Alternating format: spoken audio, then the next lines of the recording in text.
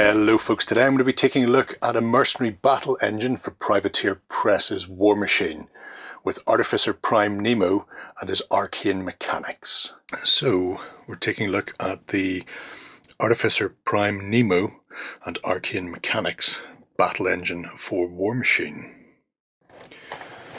Let's flip over at the back of the box. You can see what you get inside.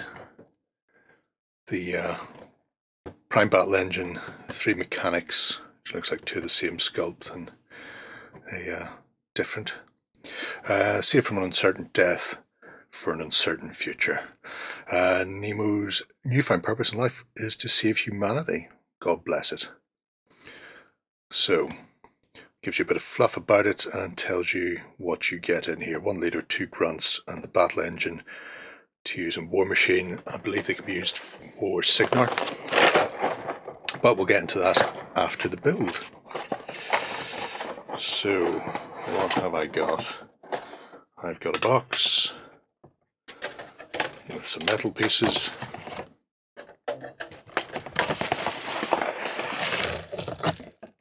And a couple of bags of resin. The battle engine is mostly resin.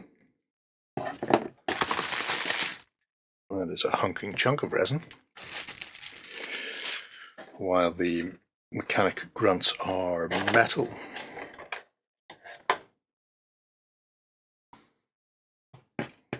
So we have 1, 2, 4 components, well technically 5. Casts are solid. No sign of air bubbles. A little bit of mold line there. Majority of it is in the main body. Slight bit at the front. That is a big sprue gate, but should be fairly easy to clean. Nice level of detail on the cogs. And we have the top half of the shell. Again, good crisp cast, no air bubbles. Fair bit of cleanup required on this around the edges. Unlike the previous piece, a lot of sprue gating at the, presumably the rear. This is going to take a bit more cleanup. Oh, there's an air bubble.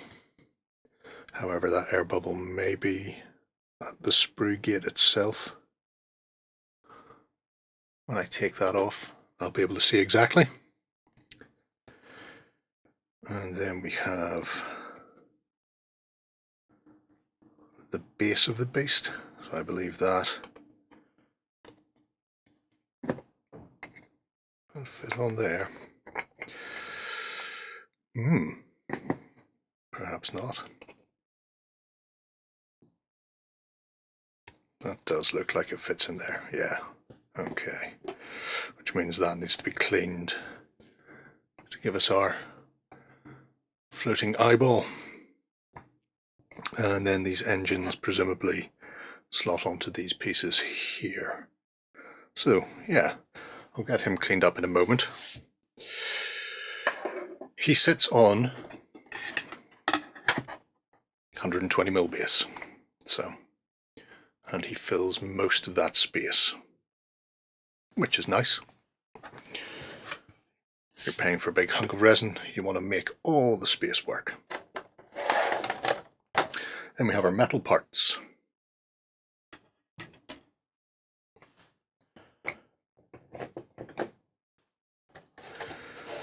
So,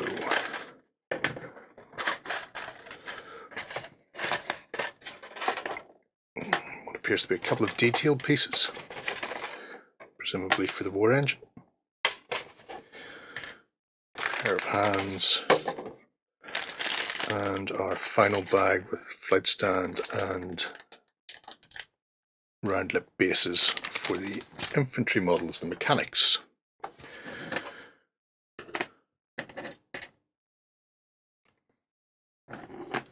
Simple enough. 1 piece and 2 need to get their arms attached. Okay, so we can. So these 3 coils in 3 different sizes are presumably for Nemo himself. Mechanics. Nice sculpt. Where's our seam line live? Just slightly off the edge of the coat there. Comes up and over. Slight amount of it on the top of the head and this shoulder. Very, very slight though. You could probably get away with wire wool to remove that. Slightly more pronounced on the bottom of the staff and on the underside of the arm, especially around the elbow. Just in there. But otherwise, clean cast. Shouldn't take much to clean that up. And then the arm in, repairing or dealing with things. And then our leader, staff's a bit more bent, but won't take much to straighten that. Bit of flashing between the hammer and the staff, and again, nice crisp sculpt. Mold line seam practically non-existent, and massive flourish of hair, presumably because he's just plugged himself into something electric. So let's get this all built. Okay, I'm back and the miniatures are built.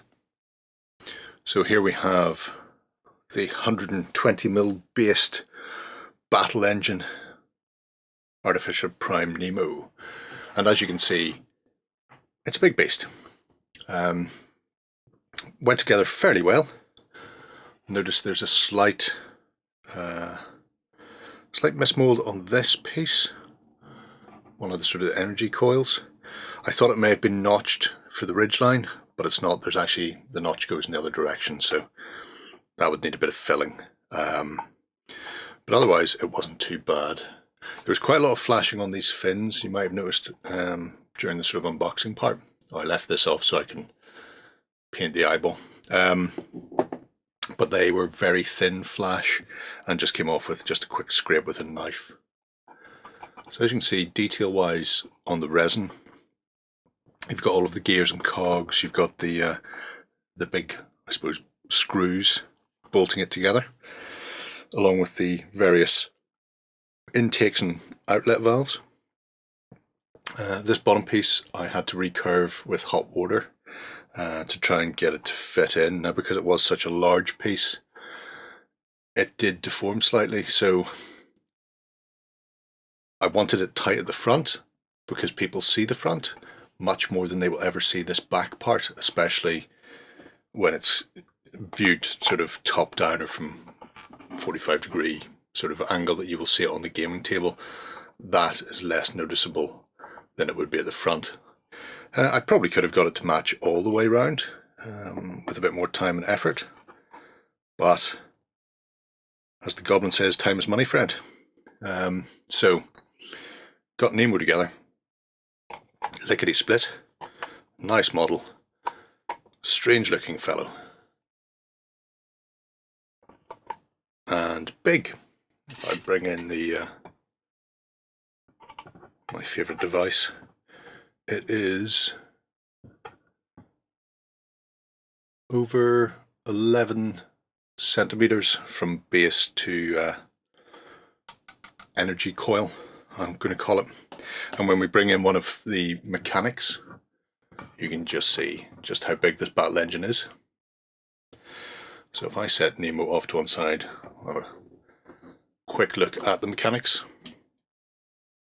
You have two identical, which I suppose are the grunts, and then we have the main arcane mechanic with that shock of hair going up. So, like I looked at in the unboxing, they're almost one piece. Very simple with their giant tuning fork spears. Nice models, very evocative. You can see them attempting to repair, fix, or gently coerce Nemo into the right direction. So I'll pop them over there and bring the big lad back in.